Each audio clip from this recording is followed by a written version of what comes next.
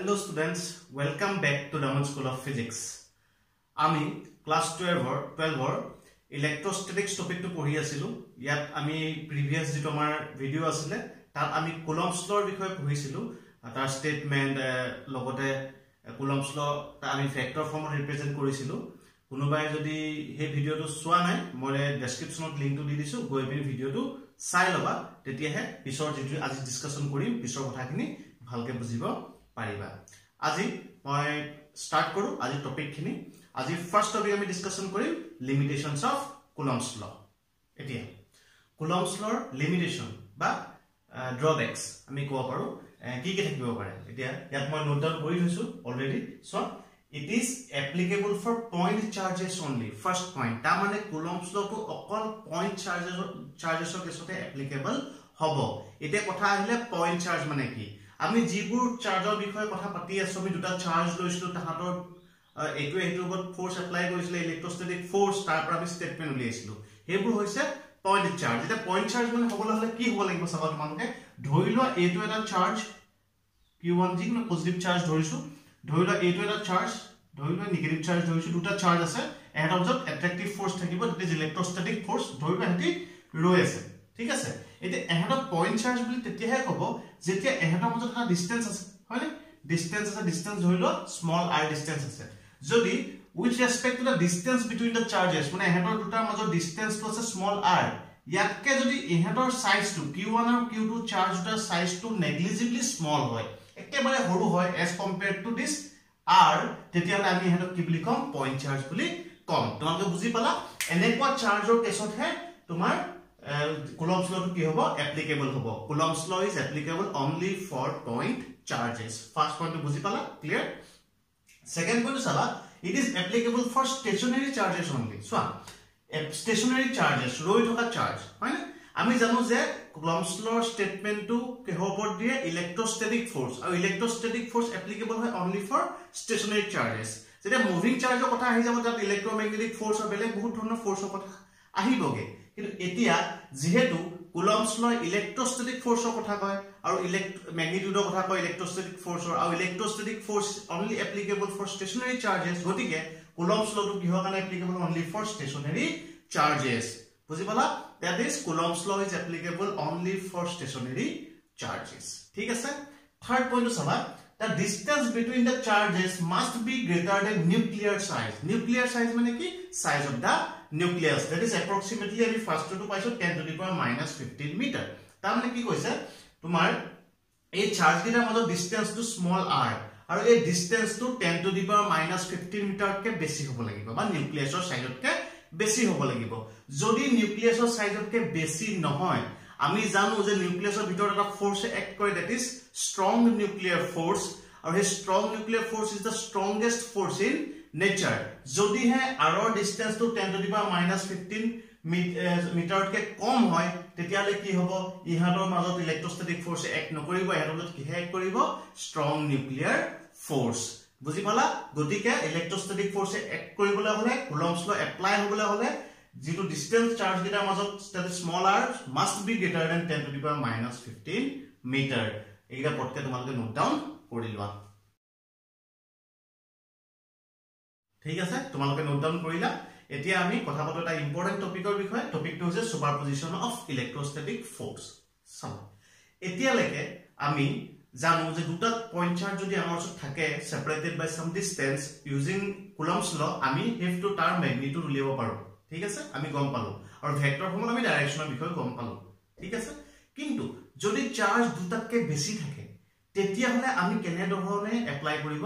লাগিব Coulomb's law হে বস্তুকে দিব কোনে সুপাৰপজিশন অফ ইলেক্ট্ৰোস্ট্যাটিক ফোৰ্স তাৰ মানে সুপাৰপজিশন কথা পাতোতে দুটাতকে বেছি চাৰ্জৰ কথা আহিব এতিয়া চাবা ধৰি লোৱা এক্সাম্পল মই এটা চাৰ্জ লৈছো চাৰ্জটো হৈছে q0 ঠিক আছে কোনবা এটা পজিশন আছে q0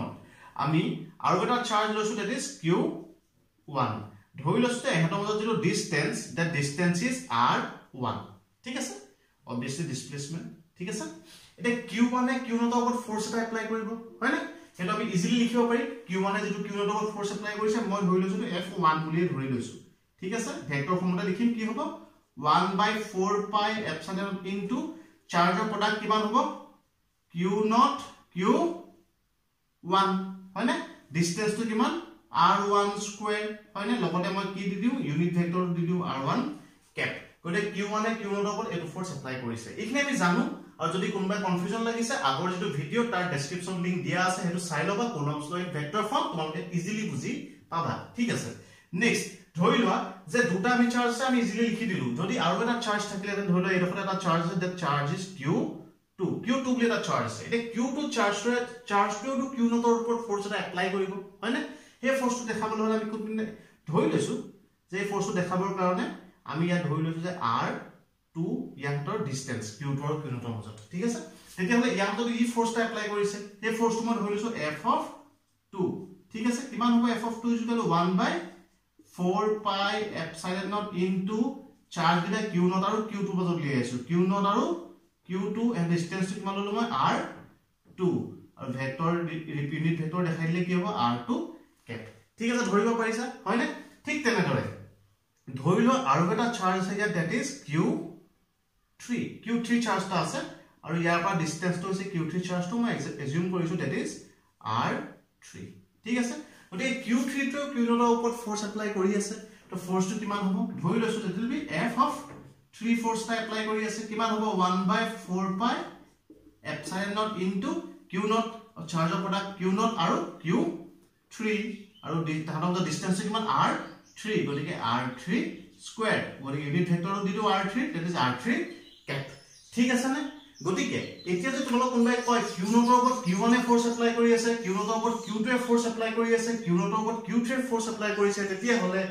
net force on q0 মানে q0 ৰ ওপৰত টোটাল ফোর্সটো কিমান হ'ব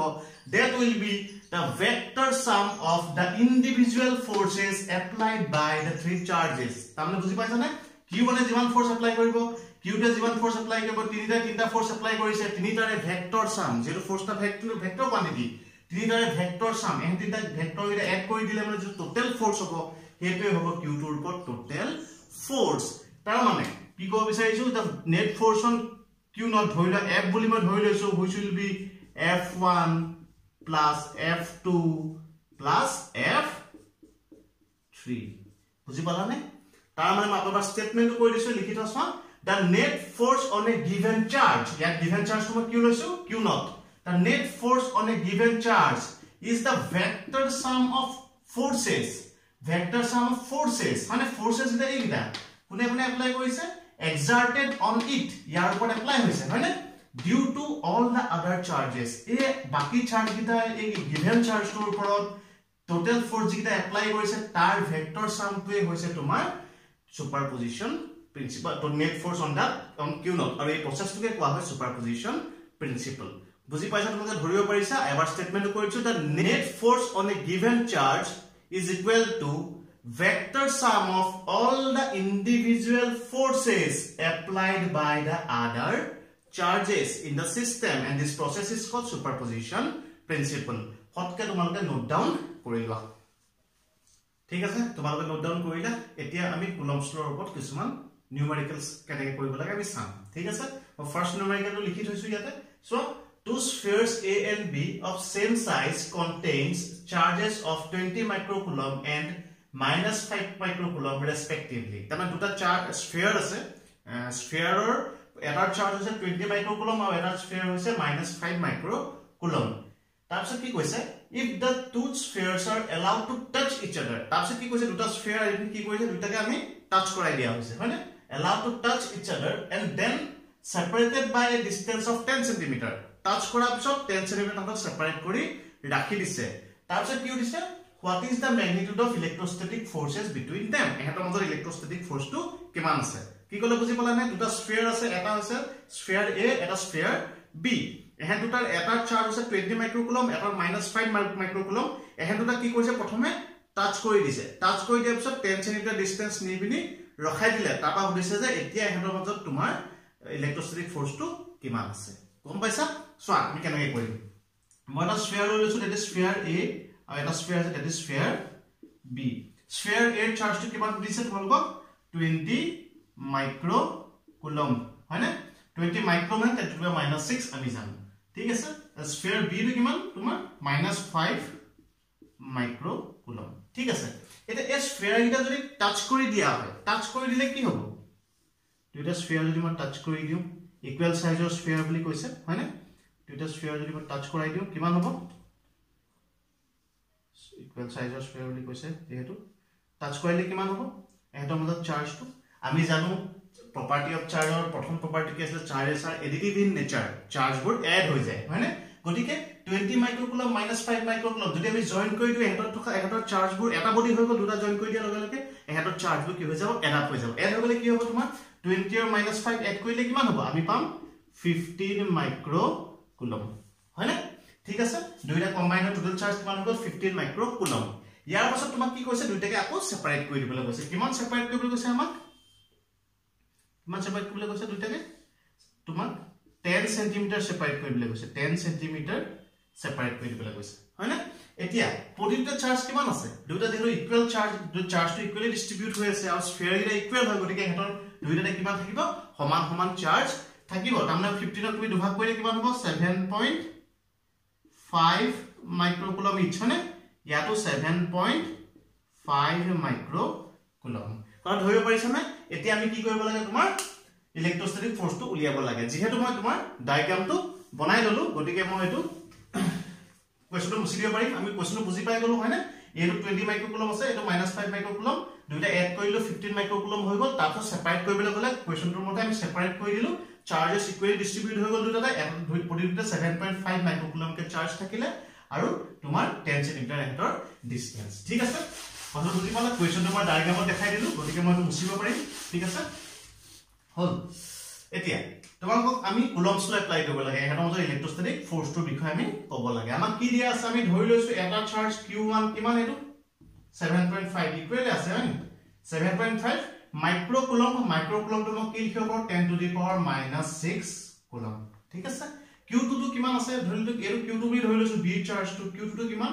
একে charge 7.5 into 10 to the power -6 কিয় মাইক্ৰো থকা কাৰণে 10 আহিছে হয় না ঠিক আছে তাৰপিছত হেটো ডিসটেন্সটো কিমান আছে r ডিসটেন্সটো কিমান আছে 10 সেন্টিমিটাৰ এটা মই সেন্টিমিটাৰ ৰাখিলে নহব কাৰণ মই SI ইউনিটত ইউজ কৰিব লাগিব SI ইউনিটটো কি হয় মিটাৰ হয় ডিসটেন্স হয় না এই 10 to the power -2 এটা মাল্টিপ্লাই কৰি দিলে কি হ'ব মিটাৰলে কনভাৰ্ট হৈ যাব 100 ডিভাইড কৰি দিয়া 10 to the power -2 মাল্টিপ্লাই কৰি দিয়া এনেকৈ কৰিলে অলপ ক্যালকুলেশনটো কৰিবলৈ ইজি হয় গতিকে তোমালোকে এনেকৈ লবা এতিয়া নেক্সট আমাৰ কি লাগে আমাৰ লাগে ফোৰ্স আমাৰ লাগে F ফোৰ্সৰ ভ্যালুটো কিমান হ'ব হয়নে আমি কেনেকৈ উলিয়াম আমি জানো according to Coulomb's law ইয়া লিখিব লাগে according to Coulomb's law তোমালোকে লিখিবা এক্সামত according to Coulomb's law ফোৰ্সৰ ফৰ্মুলা কি হয় 1/4 pi epsilon naught হয় না যেটো এয়াৰ লিখনে কোৱেশ্চনটো আমি এয়াৰ মিডিয়াম বুলি লিখা আছিল গতিকে এয়াৰ লম 1/4 pi epsilon naught তাত আমি কি লিখিব পাৰো 9 into 10 to the power 9 লিখিব পাৰো যেটো মই ফাৰ্স্ট ক্লাছত তোমাক কৈছিল ইলেক্ট্ৰোস্ট্যাটিক্সৰ নেক্সট কিমান লিখিম আমি নেক্সট চাৰ্জ গিটা আছে হয় না চাৰ্জটা কিমান কিমান আছে কিমান এবাৰ লিখি দিছো q1 q2/r² ঠিক আছে এতিয়া তোমালোকে ক্যালকুলেশনটো কৰিব পাৰিবা 9 into 10 to the power 9 into q1 ৰ ভ্যালুটো কিমান 7.5 into 10 to the power -6 into 7.5 into 10 to the power -6 ঠিক আছে আৰু তাত ডিভাইড কেনে কৰিবা তোমালোকে divided by distance is 10 to the power in 10 into 10 to the power -2 whole it থাকি যায় সবা whole square টো থাকি যায় ভুল হৈ গিয়েবা তাহলে ক্যালকুলেশন কৰিলে হৈ গল আমাৰ মই ক্যালকুলেশন কৰি সবা মোৰ যেটো দিয়া আছে that is 50 নিউটন approximately লাভ লাগে তোমালোকে তো ক্যালকুলেশন খিনি ঘৰত কৰি সবা ঠিক আছে তোমালোকে নোট ডাউন কৰিলা এতিয়া আমি নেক্সট নিউমেৰিকেল চাও কি লিখা আছে Two equal charges are separated. Two equal charges are separate koi thise by a distance of 20 cm. 20 cm distance of separate koi rakhise in air ote. If the repulsive force between them is 5 into 10 to the power 4 newton. Duta the repulsive force satana charge ita equal aru same charge. Mane duita ki hobo positive hobo na duita ki hobo negative hobo. Thik ase. Repulsive force ase 5 into 10 to the power 4 newton. What is the magnitude of the charges? Charge gita magnitude to kiman hobo ঠিক আছে কই দিছে দুটা equal charge আছে গতিকে মই ধৰি লৈছো আমাৰ সলিউশনটো কৰোতে ধৰি লৈছো গিভেন আমাক কি দিয়া আছে আমি চাব লাগিব গিভেন দিয়া আছে যে চাৰ্জ গিটা কি চাৰ্জ দিয়া আছে দুটা চাৰ্জ দিয়া আছে q1 আৰু q2 ইকুৱেল চাৰ্জ বুলি কৈছে গতিকে q1 = q2 আমি q বুলি ধৰি লৈছো ঠিক আছে দুইটা ভ্যালুটো ম্যাগনিটিউডটো distance to 20 cm distance মানে small r equal to 20 cm যেটো আমি মিটাৰ লিখিম মানে SI ত লিখিম into 10 to the power -2 এ কৰিলে কি হয় মিটাৰলে কনভাৰ্ট হৈ যাব সেন্টিমিটাৰটো ঠিক আছে তাপা কি দিছে এটা ৰিপালসিভ ফোৰ্স বিটুইন देम তাহাতৰ যত ফোর্স এটা আছে that force is given কিমান F is equal to 5 into 10 to the power 4 Newton আমাক কি লাগে এহেতৰ ম্যাগনিটিউডটো লাগে কিউৰ ভ্যালুটো আমাক লাগে according to coulomb's law আকৌ আমাৰ coulomb's law আমাক কি কয় F is equal to 1/4 pi epsilon naught বুলি লিখিব পাৰো নহলে আমি ইয়াৰ দিয়াই আছে গতিকে আমি ডাইৰেক্টলি কি লিখিব পাৰো 9 into 10 to the power 9 into charge এটা কি আছে q1 q2 গুটে দুইটা ভ্যালু কিমান q1 to q2 q square বুলি লিখি দিও আৰু এতিয়া ডিসটেন্স টু কিমান দি আছে আমাৰ r স্কয়াৰ হয় না ডিসটেন্স টু r আমি r স্কয়াৰ বুলি প্ৰথমতে লিখি লৈছো ঠিক আছে ইয়াৰ পাছত আমি চাবা ফোৰ্সৰ ভ্যালুটো দিয়া আছে কিমান দিয়া আছে আমাক 5 into 10 to the power 4 Newton equal to কিমান হ'ব 9 into 10 to the power 9 into q value চাৰ্জৰ ভ্যালুটো আমি উলিয়াব লাগে হয়নে q স্কয়ার আর ডিসটেন্স আমাক কিমান দিছে 20 into 10 to the power -2 whole square হয়নে ঠিক আছে কোনটা বস্তু পুট কৰি দিলো মই q স্কয়াৰৰ ভ্যালুটো মই উলিয়াব লাগে ইয়াৰ পিছত কি হ'ব আমাৰ ইয়াৰ পিছত আমি q স্কয়াৰৰ ভ্যালুটো উলিয়াব লাগে কেনেকৈ উলিয়াম q স্কয়াৰ কৰিবলৈ হলে এটা 5 into 10 to the power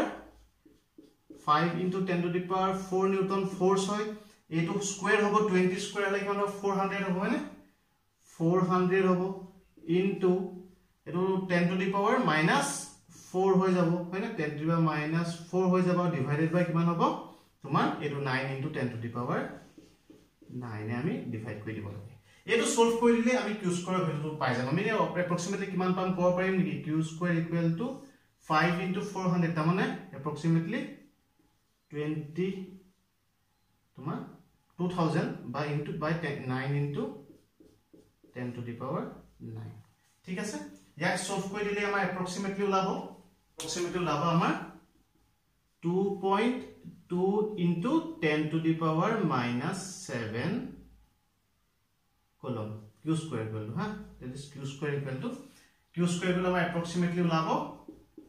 2.2 into 10 to the power -7 column আৰু q উলিয়াবলৈ কি হ'ব লাগিব ইয়াক আমি ৰুট লৈ ল'ব লাগিব 2.2 into 10 to the power -7 এনেকৈ ৰাখিলে হৈ যাব আৰু প্লাস মাইনাসটো দি দিবা কাৰণ চাৰ্জটা পজিটিভ হ'ব পাৰে নেগেটিভ হ'ব পাৰে এনেকৈ ৰাখি দিলো আমাৰ হৈ যাব 2 আনসাৰ কি পালো 2.2 into 10 to the power -7 coulomb root ওভাৰটো আছে প্লাস মাইনাস আকৌ দিছো মন কৰিছা q ইকুৱেল টু আমি প্লাস মাইনাসটো দিবলগীয়া হৈছে প্লাস মাইনাসটো কিয় দিবলগীয়া হৈছে কাৰণ চাৰ্জটা পজিটিভ হ'ব পাৰে নেগেটিভ হ'ব পাৰে ঠিক আছে হোপফুলি তোমালোকে বুজি পালা আমি নেক্সট ক্লাছত আমাৰ যে ইলেক্ট্ৰিক পাৰমিটিভিটিৰ ওপৰত বহলভাৱে আলোচনা কৰিম লগতে আমি কুলম্বছ লৰ কিছুমান টিপিক্যাল নিউমেৰিকেলছ জেডব্লিউ মেইনছৰ কাৰণে ইম্পৰ্টেন্ট বা নিটৰ কাৰণে ইম্পৰ্টেন্ট তেনেকুৱা ধৰণৰ কিছুমান নিউমেৰিকেল ডিসকাস কৰিম তেতিয়ালৈকে লাইক কৰা শেয়াৰ কৰা সাবস্ক্ৰাইব কৰিবা থ্যাংক ইউ লগ পাম